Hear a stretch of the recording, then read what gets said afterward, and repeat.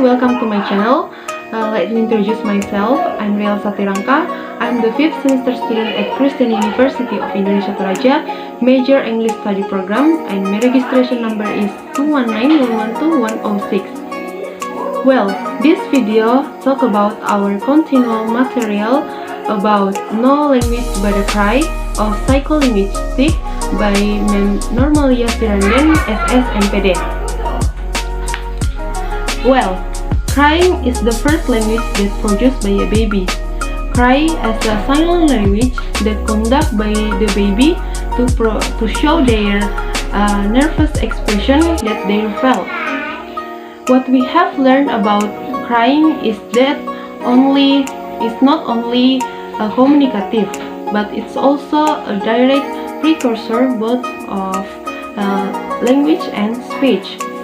In a sense, crying, at least in the first few months, is a kind of language without speech, because the child communicates different types of discomfort without using normal speech sound. As the infant matures, crying helps the child to learn how to produce linguistic sounds. And so this earliest form of utterance is also a precursor to speech. During the first few weeks of a child's life, crying is a largely and automatically response to noxious stimuli triggered by the automatic nervous system as a primary reflex. Humans even use at this earliest and most primitive stage of psycholinguistic development. We cannot simply pretend that the baby alone and evolves independently, even when we are born after our natural form time of 9 months. We are physically so weak and underdeveloped that we are completely dependent on our caretakers for several years.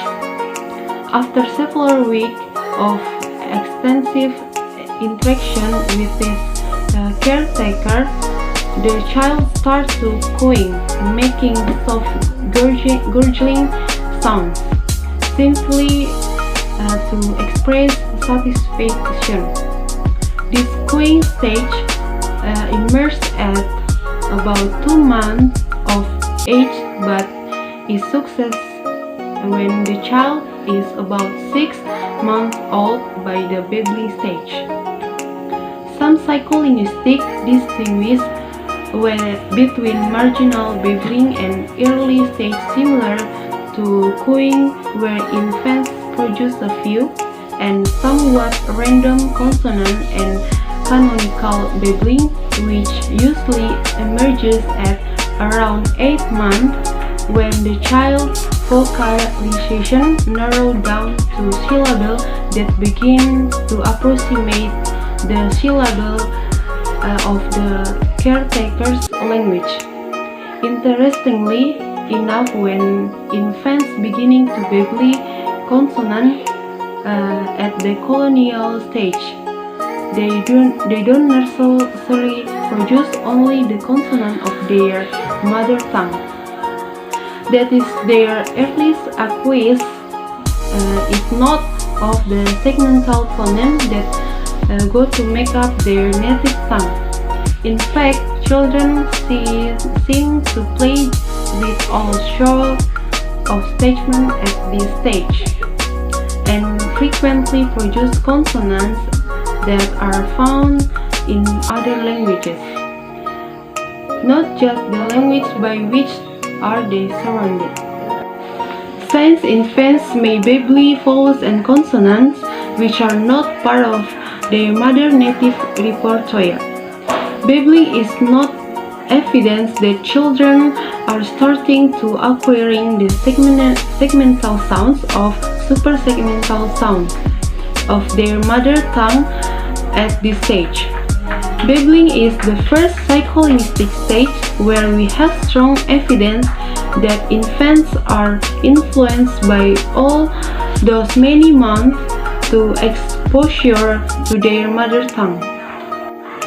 Up to this stage, there is little difference between speech production of a normal child and of the baby born profoundly deaf. Both infants will progress through the crying and cooing stage with little overt manifestation of the significant difference between them in hearing ability. However, as the babbling stage begins, a half a year into life, the lack of super-segmental accuracy in the babbling of a deaf baby is often the first overt signal of the child's disability. That's all my summary about non-language by the cry material, and thank you for watching my video, and see you on the next video.